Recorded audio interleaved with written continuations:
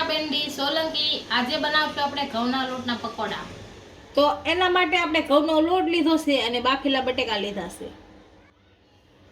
મરચું લીધું છે, મીઠું, તીખાન ભૂકી,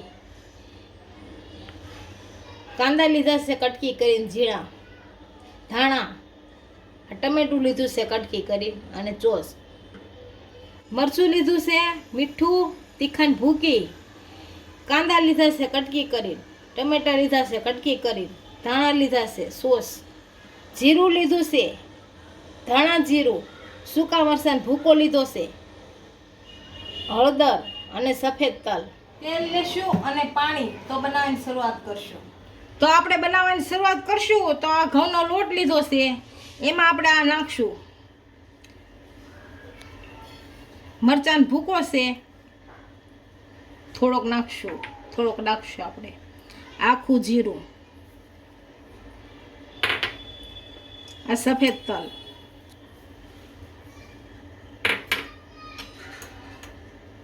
આ હળદર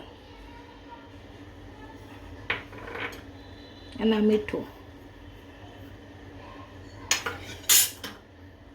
થોડાક ધાણા નાખશું,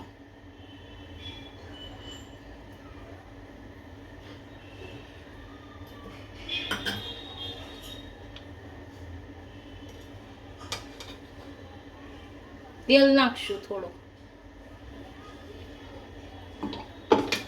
અને આપણે ભેળવી નાખશું સારું।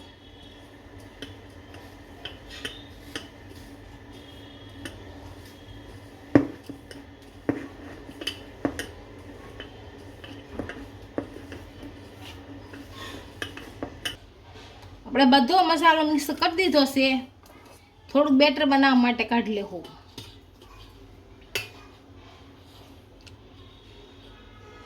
આ થોડોક લોટ કાઢી લેશું ને આ લોટ બાંધી લેશું। તો આમાં પાણી આપણે નાખીને અને લોટ બાંધી લેશું, થોડું પાણી નાખતા જઈશું। રોટલીનો આપણે લોટ બાંધીએ એમ નોર્મલ બાંધવાનો, હા ઢીલો નહીં કઠણ નહીં એવો। આપણો લોટ સારી રીતના બંધાઈ ગયો છે, હવે બટેકાનો મસાલો બનાવી લેવું અને ઢાંકીને મૂકી દઈશું। આપણે બટેકાનો સૂંદો બનાવવા માટે બધા બટેકા ખમણી લઈશું આપણે। આ ખમણી હોય તો આ ખમણી આ રીતે ખમણી લેવાના એટલે ગાંઠા ન રહે એમાં।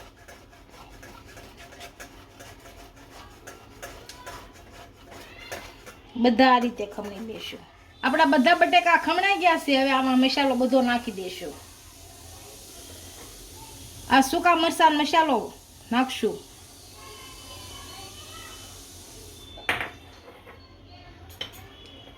આ ધાણા જીરું, આ કાંદા કટકી કરેલા,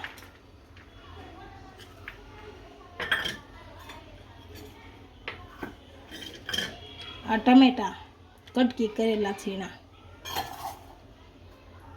આ મરી, આ લાલ મરચું, આ જીરું, આ હળદર અને ધાણા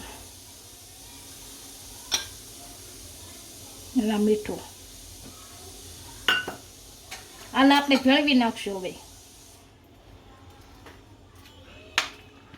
બધું સારી રીતનું ભેળવી નાખશું સારું।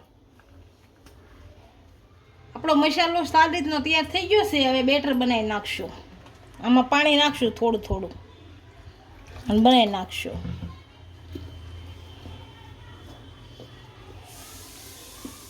આપણું બેટર તૈયાર થઈ ગયું છે, હવે આપણે પકોડા બનાવી લઈશું। હવે આપણો લોટ તૈયાર થઈ ગયો છે, હવે આને મોણ આપી દઈશું આપણે।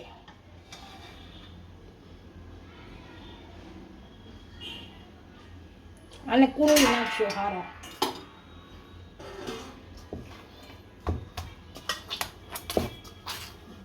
હવે આપણે આ લોટની રોટલી વણી લેશું, ગોળ પહેલાં કરી નાખશું, પછી આ સોંટે નહીં એટલે શેષ લોટ આડી દઈશું।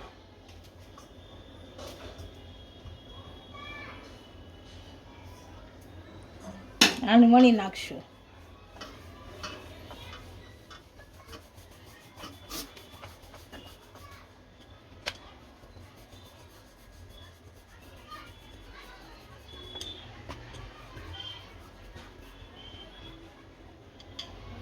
તો બીજી આ સાઈડની વણી નાખશો, બધી આ રીતે વણી નાખશો.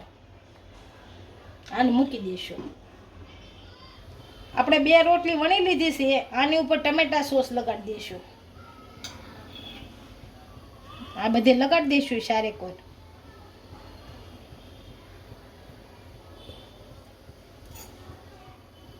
આમાં મેં પાણી નાખ્યું છે, પાણી ન નાખો તો પણ હાલે.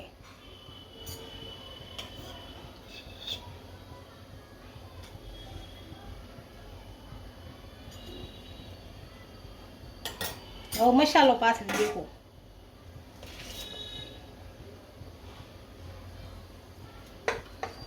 બધા મસાલો પાથરી દેવાનો આ રીતે પતલો પતલો. આપણે મસાલો લગાડી દીધો છે. હવે આથી ઉપરથી ટમેટા સોસ લગાડી દઈશું.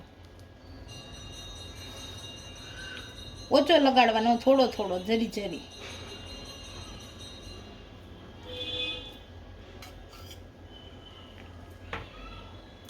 એટલે રોટલી રે આપણી. હવે રોટલી મૂકી દઈએ ઉપરથી અને હરખી લગાવવાની સારી કોરથી.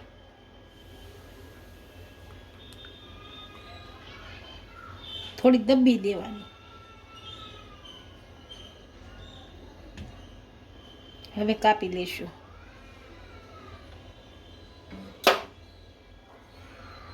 હવે આને બટકા કરી લેવાના.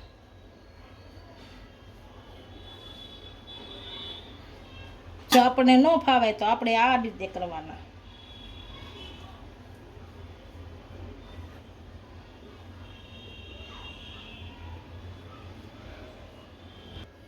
આપણે આ કટકા કરી લીધા છે. આને બેટરમાં બુડાડી અને આને બધાને તળી નાખશું.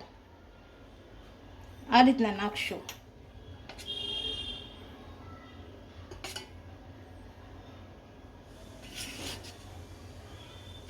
આને તળી લઈશું આપણે.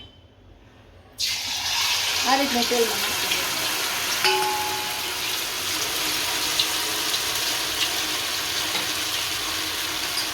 આપણું પકોડું બંને બાજુ તળાઈ ગયું છે. આને કાઢી લઈશું.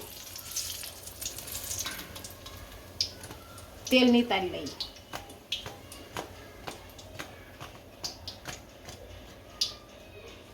આને કાઢી આ રીતે બધા તળી લઈશું. આપણા ઘઉંના લોટના પકોડા તૈયાર થઈ ગયા છે. એક ડીશમાં સર્વ કરી લઈશું.